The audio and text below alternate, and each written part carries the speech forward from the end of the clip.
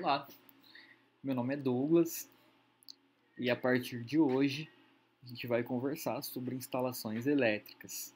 O objetivo dessa disciplina é aprender a projetar as instalações elétricas de uma residência. Então, esse é o grande objetivo da disciplina. Esse projeto inclui todo o cálculo, tá? Previsão de todos os pontos de elétrica até o desenho do projeto, tá? Ou seja, o projeto completo. A gente vai construir esse conhecimento juntos a cada aula. Então, para a gente conseguir chegar no objetivo geral, que é projetar a instalação elétrica de uma casa, a gente precisa cumprir vários pequenos objetivos a cada aula. O objetivo dessa aula é conhecer os tipos de energia que existem, aprender os conceitos básicos de elétrica, nada novo, né? Tudo que a gente já viu nas aulas de física, e também aprender o trajeto que a energia faz, né? Então, conhecer um pouquinho desde a geração, tá, da energia até chegar na nossa casa, tá? Então, vamos começar. Então, eu já apresento os tipos de energia que existem, né? Existem os principais. Existem mais, mas eu vou falar sobre os principais, que são a energia mecânica, elétrica, a térmica e a luminosa. Então, começaremos então pela energia mecânica. A energia mecânica, ela se subdivide em energia potencial, que é o caso de uma mola, tá? Então, se eu pegar essa mola e esticar, deixar ela esticada, ela vai ter uma energia potencial, tá? Essa energia, ela tá ali guardada, tá? Em forma de potencial. Então, a partir do momento que eu solto, essa energia ela se transforma em movimento. Então, a energia relacionada ao movimento é a energia cinética. É o caso dessa pessoa aqui fazendo essa acrobacia com o corpo, ela está se movimentando, né? Então, ela está exercendo uma energia cinética. Então, reforçando energia potencial, a energia que está guardada numa mola esticada, e a energia cinética é a energia relacionada ao movimento, tá? Então, esses dois tipos, eles se referem à energia mecânica. Bom, então, a gente já aprendeu, então, o que é energia mecânica. Vamos falar sobre a energia elétrica. A energia elétrica, ela é muito importante porque na nossa casa ela origina outras formas de energia, tá? Ela é transmitida através de cabos, né? E quando ela chega na nossa casa, ela é transformada, por exemplo, em energia mecânica, que é o caso do ventilador, tá? Ela também é transformada em energia luminosa, que é o caso das lâmpadas, tá? E a energia elétrica também é transformada em energia térmica, que é o caso da água quente do chuveiro. Então, eu já adiantei o que seria a energia térmica, que é a energia que ela é transformada, a energia elétrica no caso, ela se transforma em energia térmica. A energia térmica está relacionada ao calor, tá? Então, um exemplo é a resistência do chuveiro. Então, isso aqui possui uma alta resistência que impede a passagem dos elétrons aqui dentro. E como os elétrons não conseguem passar, eles ficam aqui transformando a energia elétrica em energia térmica, esquentando tudo isso aqui. Então, se você abrir um chuveiro ligado, tá? Recomendo que vocês pesquisem na internet, que não façam isso, que isso é um pouco perigoso, mas se vocês puderem ver uma resistência de um chuveiro funcionando, isso aqui é muito quente, tá? Muito, muito, muito quente. Então, esse é um exemplo de energia térmica. Por último, a energia luminosa. A energia luminosa é a energia das lâmpadas, que também possui uma resistência. Esse tipo específico de lâmpada possui uma resistência aqui, tá? Essa resistência, ela também produz uma energia térmica, tá? Então, uma parte da energia elétrica ela é transformada em energia térmica, ou seja, a lâmpada ela fica quente, mas também ela produz luz, tá? Então, isso aqui, devido à construção da lâmpada, ela produz luz. Então, até aqui, a gente falou sobre os principais tipos de energia: a energia mecânica, a energia elétrica, a energia luminosa e a energia térmica. Então a gente precisa entender a energia elétrica, porque é o principal tipo de energia e na nossa casa a energia elétrica dá origem às outras energias, como eu já havia dito. Para a gente entender melhor a energia elétrica, a gente precisa entender a estrutura da matéria, tá? Então, por exemplo, como que essa energia ela se movimenta dentro de um fio. Então, para a gente entender como é realizado esse movimento, a gente precisa estudar uma molécula. Então, se eu pegar qualquer coisa e der um zoom muito grande, muito grande, muito grande, eu vou ver uma molécula, que é isso aqui. Tem essa imagem. Nesse caso, é um exemplo de molécula de água, H2O. Então, se eu pegar essa molécula e der um zoom nela ainda, eu vou ver os átomos. Eu vou dar origem aos átomos. O átomo ele é formado por prótons, nêutrons e elétrons. Então, os prótons e os nêutrons eles ficam presos no núcleo, enquanto os elétrons eles ficam livres. Tá? Então, elétron tem a ver com eletricidade. Então, esse conceito é importante. Os elétrons eles ficam como se estivessem voando ao redor do núcleo. Já os prótons e os nêutrons eles ficam presos no núcleo do átomo. Bom, esses elétrons eles estão no movimento aleatório. Imagina um fio, por exemplo, ali dentro desse fio, esse fio sem estar ligado na tomada, esse fio desligado, possui vários elétrons livres ali, dançando dentro, igual essa imagem mostra.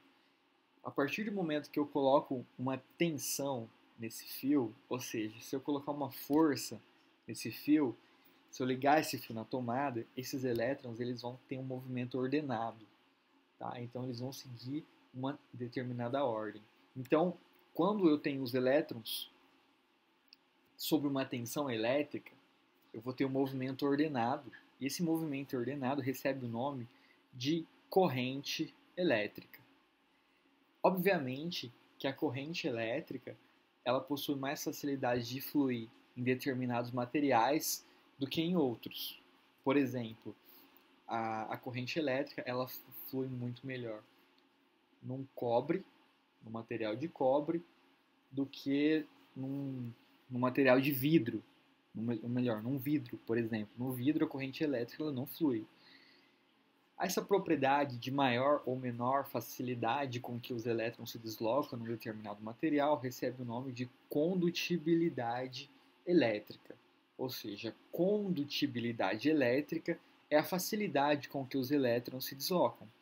No caso do cobre, ele possui uma boa condutibilidade elétrica. Mais alguns conceitos importantes são os condutores elétricos. Os condutores, a gente pode citar o cobre, que é o mais utilizado, né, no nosso dia a dia, a prata, o alumínio, a platina. Esses são exemplos de condutores elétricos. Mas também existem os isolantes elétricos. Nesses, os elétrons eles têm muita dificuldade em se deslocar. Como eu já havia dito no exemplo anterior, o vidro, os elétrons eles têm muita dificuldade em se deslocar no vidro. Então o vidro ele é considerado um isolante, tá? A cerâmica e o plástico também. Os elétrons não caminham bem dentro desses materiais, portanto, esses materiais são considerados como isolantes elétricos. Então, repetindo, a corrente elétrica, a gente vai designá-la. A gente vai designá-la pela letra I, tá? Então, quando sempre a gente usar o I, a gente vai estar falando de corrente elétrica. E corrente elétrica, como a gente já viu, nada mais é do que o movimento ordenado de elétrons. A tensão elétrica é uma força que faz esses elétrons se movimentarem. Tá? Então, a potência elétrica, a gente pode dizer que é uma métrica de quanto um determinado equipamento é capaz de produzir de trabalho. Tá? Então, se eu falo que um ventilador é mais potente do que outro ventilador, eu estou dizendo que o ventilador mais potente, ele possui mais potência. E se ele possui mais potência, ele é mais capaz de produzir, de transformar energia elétrica em energia mecânica, tá? E a resistência elétrica, ela é a oposição oferecida à passagem de corrente elétrica. Então, essa informação, ela sempre está contida na caixa do material, do equipamento, desculpa. Então, eu consigo ver a potência elétrica. Esse é um conceito muito importante, que é com base nas potências que serão utilizadas numa residência, é que a gente vai fazer o projeto, tá? A resistência a gente pode entender agora como uma posição oferecida à passagem de corrente elétrica, e mais para frente a gente vai fazer alguns exemplos numéricos que vão ajudar a esclarecer o conceito de... Essa figurinha aqui, ela exemplifica tudo que a gente falou agora, ela ilustra muito bem tudo que a gente falou, e ela também nos mostra as unidades de medidas que são utilizadas. Então, vamos observar que aqui, esse azul, né, é como se fosse um zoom num pedacinho de fio.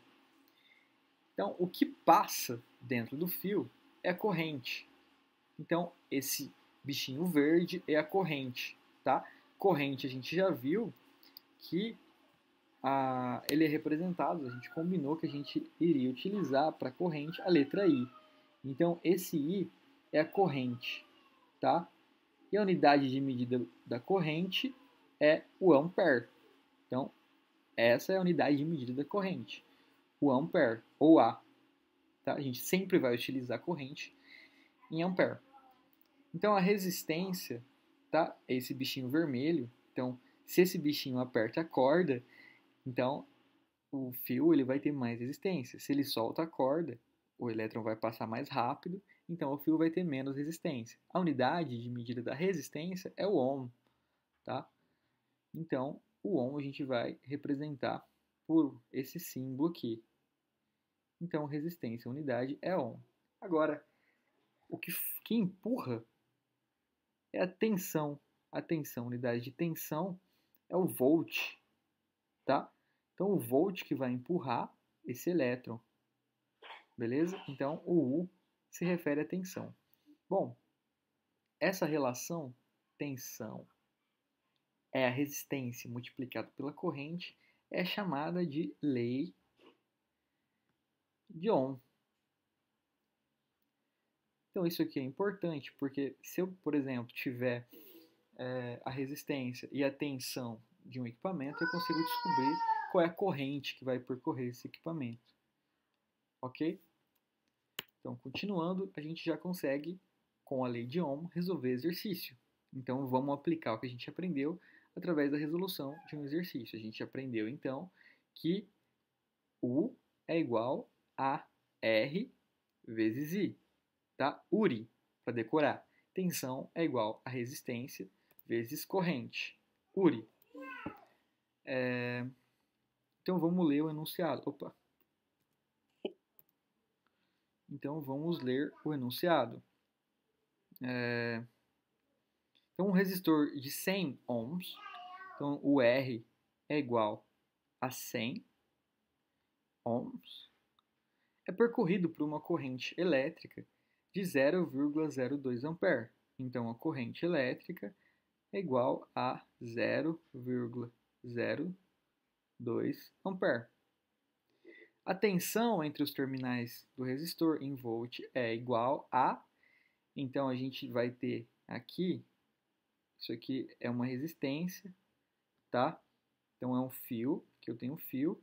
Esse fio, ele está ligado, tem uma resistência aqui nesse fio. Essa resistência é igual a 100 ohms. E dentro desse fio está passando uma corrente. Essa corrente ela é igual a 0,02 ampere. Então, o problema é saber qual é a tensão que está sendo aplicada aqui nesses terminais, tá? Então, para a gente descobrir a tensão, a gente precisa da fórmula. Tensão é igual a resistência vezes corrente. Então, a tensão, a resistência, ela vai ser 100, tá? Então, a resistência está em ohms, de acordo com o combinado, então não mexe, não precisa transformar, porque está em ohms. e a corrente é igual a 0,02, tá? Então, fazendo essa conta na calculadora, eu vou obter 2 volts. Então, essa é a resposta do problema. Então, para esse caso aqui, de uma corrente de 0,2 ampere percorrendo uma resistência de 100 ohms, tá? Eu tenho 2 volts. Letra A. Bom, agora eu vou deixar o link de um vídeo para vocês na descrição aqui desse vídeo. Ele é um vídeo do canal Manual do Mundo, que ele faz um mini gerador de energia. É muito legal esse vídeo, tá? Para vocês terem uma noção de como a energia elétrica ela é gerada, tá? Então eu recomendo muito que vocês assistam esse vídeo. Vou deixar aqui na descrição. Hoje eu vou... Bom, vamos falar então sobre os tipos de circuito, tá? Então existem vários tipos de circuito.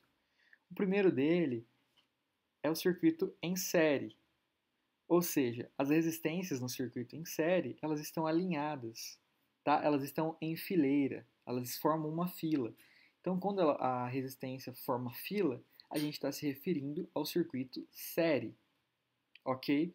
Então, nesse caso aqui, ó, tá a resistência 1, a resistência 2 e a resistência 3. Se eu pegar isso aqui e esticar, eu vou ter essa imagem enfileirada. Então, isso se refere ao circuito em série.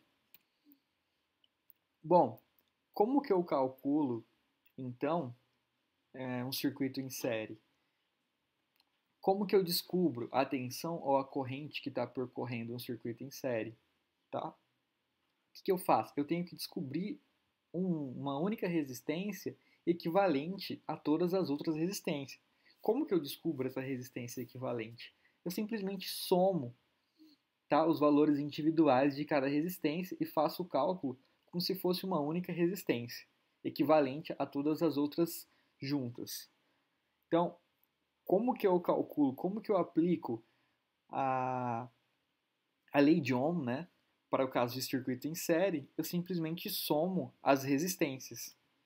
Então, vamos para um exemplo, tá? Ele tem várias resistências aqui, uma enfileirada da outra, tá? E ele quer descobrir a resistência equivalente. Então, imagina que eu tenho um circuito com várias resistências, mas eu não quero comprar um tipo de cada resistência, tá? Eu quero colocar uma só, que é equivalente a todas as outras, e eu sei que o meu circuito vai ser em série. Eu sei que as minhas resistências elas estarão alinhadas. Então, o que eu preciso fazer para descobrir essa resistência equivalente?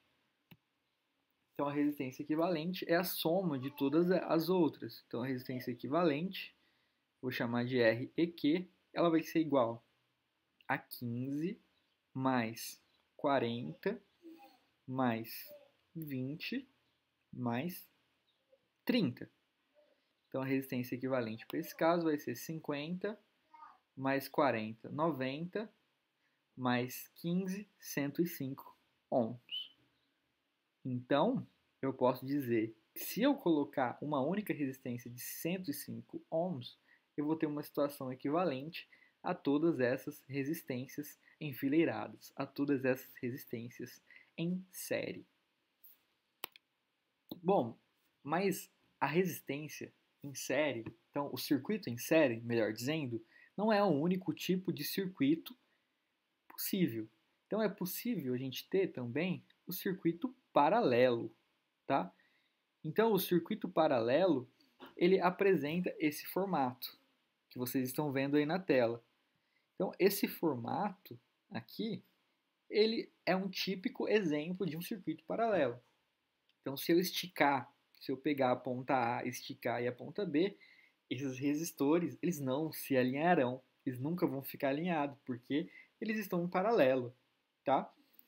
Então, para o caso de descobrir uma única resistência a ser colocada nesse circuito que equivale a todas as outras, eu preciso encontrar o equivalente. O equivalente ele é dado por essa fórmula. 1 dividido por 1 sobre R1, mais 1 sobre R2, mais 1 sobre R3. Dessa forma, eu descubro qual é a resistência equivalente no caso de circuito paralelo. É um pouco mais complicado do que o caso do circuito em série, porque o caso do circuito em série, a gente simplesmente soma as resistências. No caso do circuito paralelo, eu tenho que aplicar essa formulinha. Então vamos resolver esse problema. Então ele pede para calcular o resistor equivalente desse circuito. Então eu simplesmente aplico a fórmula que o resistor equivalente ele vai ser igual a 1 dividido,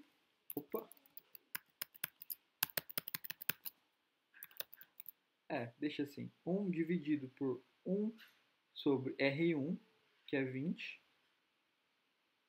mais 1 sobre R2, que é 40, mais 1 sobre R3, que é igual a 60. Então, resolvendo essa conta, eu vou ter 1 dividido por 20. Recomendo que vocês abram a calculadora ou peguem a calculadora e façam 1 dividido por 20 é 0,05. Então, eu coloco 0,05. Mais 1 dividido por 40, 0,025. 0,025. Mais 1 dividido por 60, que é igual a 0,017. Agora, eu simplesmente somo esses números. Então, 0,017 mais 0,025 mais 0,05. Isso é igual a 0,092. Então, a conta fica 1 dividido por 0,092. Resolvendo essa conta, 1 dividido por 0,092, eu tenho 10,87.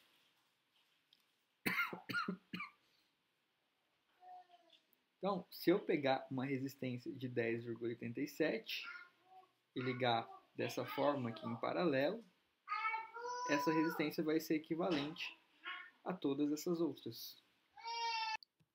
Bom, agora a gente precisa aprender, ou melhor, ter uma noção do caminho que a energia faz da geração até chegar à nossa casa, tá?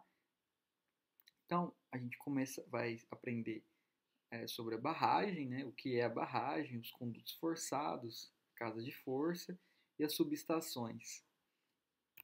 Então, a primeira coisa é aprender o que é a barragem. Então, a gente sabe o que é energia cinética, tá? E a energia cinética, ela está relacionada ao movimento. Então, a energia elétrica, ela surge de um movimento. Então, nesse ponto, eu espero que vocês tenham assistido ao vídeo do Manual do Mundo. Então, vocês viram que a seringa em movimento, né, o elétron, a seringa se movimentando, dá origem à energia elétrica. Então, no caso da energia que a gente usa na nossa casa, tem o movimento de turbina.